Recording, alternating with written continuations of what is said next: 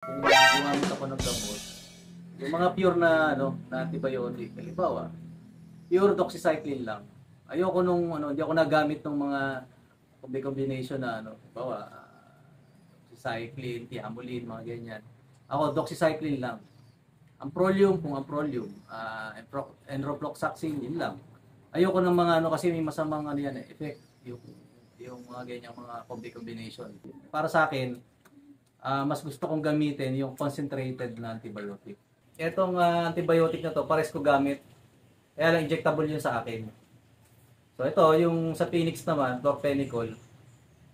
Ito yung chlorphenicol, yung nakagaling sa rotavirus. Yung kung ma-experience nyo yung ang ibon nyo nanginginig yung ulo, tapos lumalabo mata, tapos pag tumagal, nagbabaliling. So, para sa akin, rotavirus yun. So, ito yung pinakamabisang gamot doon, chlorphenicol. So, ito talaga, ginawa ito pang poultry talaga, pang manok, kalapate. So, itong dalawang to. Subukan nyo to. Hindi ko pa nasusubukan kasi meron akong gamit dito. Pero halos same lang din naman yan. So, ang kaibahan lang nito, oral to. Drops. Opo. So, yung sa akin kasi, injectable. Ang ibon, once na makitaan nyo agad ng, simptomas, gamutin nyo agad. Kasi pagka yan lumala at na-damage na yung internal organs nila, mahirap nang gamutin. Sa totoo lang, mahirap kasi gumamot talaga ng ibon. Kasi hindi naman natin sila natatanong ano bang nararamdaman mo. Mas mabilis, mas mapapadali sana tayo kung napapalab natin yung trappings nila. Welcome back sa Herb and Love.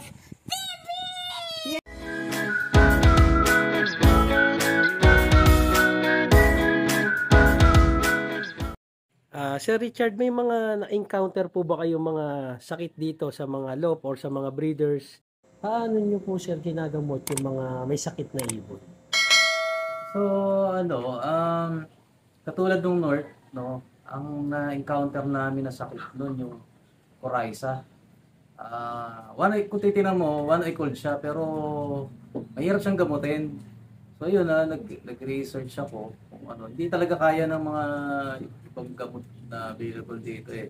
So, paulit-ulit yung so, magaling na. May pagkakinarga mo, pagbalik, may one eye cold na ulit. Halos nakatatlong ulit ng one eye cold yung ibon ko. So, yun. Bali, ang ginamit ko doon, mycin na antibiotic. So, yun lang yung nakagaling sa mga ibon ko. And then, pagkatapos nun, tinamaan naman kami ng rotavirus. So, nanginginig ang ulo, matakaw sa tubig. So, yun ang mga ganyang yung mga ganyang mga virus, naman yan, secondary infection yan, sa digestive tract nila. So, nauuwi siya sa salmonella. Ngayon, ang ginamit ko doon, chlorphenicol na injectable. So, ako kasi, pagka yung mga hindi pa naman wala pa naman training or therapy, ginagamit ko yung mga light lang na medicine. Diba, pagka mga upper respiratory, so doxycycline lang. And then pagka sa salmonella, sulfa, na mga antibiotic sulfa. And then sa going late naman, amprolium ang gamit ko. And then sa para typhoid naman, enrofloxacin. So ngayon, bali pagka halimbawa training na, syempre kailangan mabilis mong papagaling yung ibon kasi may iiwanan sa training, lalo na pagka derby. So ang mga ginagamit ko na diyan na gamot, mga injectable na. So ito yung gamit ko, enrofloxacin, Baytril. So ito yung gamit ko. Ito, napakabisa nito. Papasipon, lahat ng sakit dala nito. Wag lang yung mga cancer kasi ang gamot diyan metronidazole. So ito kaya rin ito going light, sipon, halak, lahat ito ang ginagamit ko. So sa akin talaga mabilis gumaling. Makakaabot at makakaabot siya sa training. So yun yung ginagamit ko pagka kasi matapang na matapang na gamot ito. So, yun nga, pagka hindi pa naman, wala pa naman training, yun. Mga light medicine lang muna gamitin. Tsaka, ako, kung gumamit man ako, or ito, kung wala kayo nito kasi medyo may kamahalan to. So, pero Injectable po yung nasa ito, bottle, injectable sir. to. Opo. So, ito, kung wala naman kayo, o kung medyo, namamahalan kayo rito, pwede naman ito. Ito, proven ko na to. Kasi, dati kasi, nung nagkaroon ako ng outbreak dito, parang ang dito, exhibit eh. So, ang ginawa ko, bawat ibon magkakaibang gamot. So, hindi pa ako nagre-research na eh. Sakit, experiment lang ako ng gamot. So, bawat ibon magkakaibang gamot yan. Ngayon, kung sino yung mabilis, magre-response sa gamot, yun na yung, ito lang gamit ko. Adeno, ang sakit ng ibon, ito lang ginamit. Kaya lang, may combination yung ginawa ko. Ito, morning, tapos nag-capsule ako ng 4-in-1. Binibigay ko naman yun sa gabi. So, yun. Sa adeno naman, pagka nakita mo, sumusuka, ginagawa ko, hindi ko pinapakain. Siyempre, pag pinatuka ko yun, susuka lang din yun. So, 2 days, hindi ko siya pakakainin. Then, electrolytes lang, or dextrose powder lang sa tubig. Basta umiinom, hindi yan basta agad-agad mamamatay. Then, siyempre, yun, dedication nun, either itong water soluble na enrofloxacin or injectable. So sa akin kasi more on injectable ako. Yan ang gamit kong mga injectable na na antibiotic. Oxytetracycline, yung LA Terramycin LA, chlorphenicol at saka enrofloxacin. Yan yung tatlong yan ang gamit ko pagka kumbaga pang ultimatum ko siya. So pagka yung mabilisang paggamot, yan ang gamit ko. So yun, balik ako kasi kung maggamot ako, kung gumamit ako ng gamot, yung mga pure na antibiotic, halimbawa, pure doxycycline lang.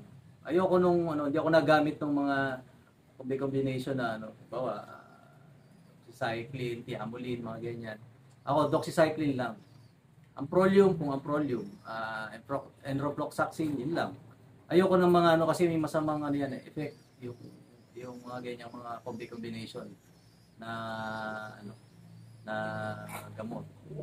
So mas maganda yung concentrated para sa akin concentrated yung gamot. Para sa tao, di ba? Nagtatae ka siyempre ang kailangan mong gamot yung para sa pagtatae. Sa yung mga available sa market, gamot na sa pagtatae, gamot pa sa sipon. Di ba?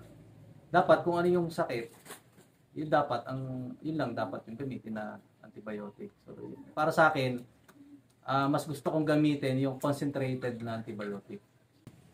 So, ito, sample ko lang sa produkto ng Campion. Enrofloxacin. So, wala siyang mix na ibang antibiotic. So, ito, maganda to gamitin sa mga may sipon, nagtatae, pwede rin siya sa adeno, TMB, sa rotavirus, para typhoid, yan, mabisa rin to. So, ito, ganun din, Etong antibiotic na to, pares ko gamit. Kaya lang injectable yun sa akin. So ito, yung sa Phoenix naman, chlorphenicol. Ito yung chlorphenicol, yung nakagaling sa rotavirus. Yung kung ma-experience nyo yung ang ibon nyo nanginginig yung ulo, tapos lumalabo mata, tapos pag tumagal, nagbabaliling. So, para sa akin, rotavirus yun. So ito yung pinakamabisang gamot doon, chlorphenicol. So ito talaga ginawa ito pang poultry talaga, pang manok, kalapate. So ito itong dalawang to. Subukan niyo to. Hindi ko pa nasusubukan kasi meron akong gamit dito pero halos same lang din naman 'yan. So ang kaibahan lang nito oral to. Drops. Opo. So, yung sa akin kasi injectable kasi para mas mabilis yung yung response sa input, mas mabilis yung epekto. So yun, ito, try nyo to. Bisa to. Salamat Sir Richard sa pag-share ng experience at knowledge po dun sa pagdating dun sa antibiotic na yun nga, yung dalawang yan ang pinakaano Itong talaga dalawa. sa Apo. Mag-stock na kayo nito kasi ang ibon, once na makitaan nyo agad ng sintomas, gamutin nyo agad. Kasi Opo. pagka yan lumala at na-damage na yung internal organs nila, mahirap nang gamutin. Tama, So sir. yun, kailangan, sa totoo lang, mahirap kasi gumamot talaga ng ibon. Kasi hindi naman natin sila natatanong ano bang nararamdaman mo. Mas mabilis, mas mapapadali sana tayo kung napapalab natin yung trappings nila. Eh, kaso, dati nagtanong-tanong ako dito, wala akong makita. Yeah. So ngayon, para mabilis yung paggamot, pag nakita nyo, sintomas lang naman ng mga salmonella, malansa, hindi ng ipot. So patakan nyo na agad ng enrofloxacin. Bali Sir Richard, dun na lang magbe-base sa sa kulay ng mga droppings nila rin, no? Oo, kasi pag salmonella, green na maraming puti. Ayan. So yung salmonella. Pagka coccidiosis naman, lagi basa ang ipot. So isa naman dilaw, kaya lang basa. Basta nagtatae ang Tapos halos pare-pares naman niya, basta mga virus. Salmonella pa rin naman ang huli niyan. Basta pagka nakita nila, pangit yung droppings at walang ganong kumain, patakan agad nila nito. So yun, agapan agad nila, huwag na nilang patagalin. Kasi yun nga, once na lumala yung sakit, mahirap na gamutin. Pagdating dun sir sa yung parang one eye cold siya na nagmumuta, tapos biglang magsasara yung mata, tapos biglang namayat. May ibon din na nagkaganon ako dati. Oo. Anong tingin mo sir doon? Possible coryza yun. So, Coryza. ito, enrofloxacin. Hmm. Kasi meron akong gamot na kung tawagin ko, the cure. So yun, ni-research ko yun. Inalam ko kasi ang coryza, 1 month siya bago mawala. Virus yun. So kahit sa ipot, pwede mahawa yung Kaya makikita mo paulit-ulit. Kaya dapat doon, daily ka, pag tinamaan ka nun, yan, sa north. Sa north siya, kasi gawa ng panahon. So, virus siya. So, ang ginagawa ko nun, daily talaga ako nag-disinfect. So, ang gamit kong disinfectant nun, yung Bircon S. Nabili ko siya online. Medyo may kamahalan, pero ang kagandahan sa kanya, long effect. Hindi katulad ng mga bleach or mga saglit lang yan, wala na yan. Yung kasi long effect. So, yun. Ang ginamit ko doon, yun nga, pinangalanan ko ng The Cure. Basta bigyan ko lang sila ng clue. Ayoko kasi binibenta ko yun nung nag-research ako, so yun, ito palang gamot. So, tinaray ko. Mabilis. Bigyan mo ng umaga, tanghali pa lang, mulat na. So ngayon, i-publish siya makagaling. Mga lang, 4 days lang, 3 days, gagaling na siya. Ngayon, umuulit ang yung bumabalik. So ito pang pinali ko. Bibigyan ko siya na 3 days. Pero hindi itong may ginagamit ako. Yun, ito. Pinakapsul ko. So 2 to 3 days. Papalap ako nito. Yun. Wala na. Hindi ko pwedeng ihalo dun sa hindi ko pwedeng pagsabayin. Bawal pagsabayin yung yung The Cure na gamot ko at saka ito. Bawal. Makakasama sa nakaka-toxic sa ibon. Hindi pwede siyang pagsabayin. So yun, actually ito, pwede rin to sa one eye cold. Yung halimbawa, yung coryza, yung gano'n, yung katulad na na-experience mo. Ito, makakagaling to sa one eye cold.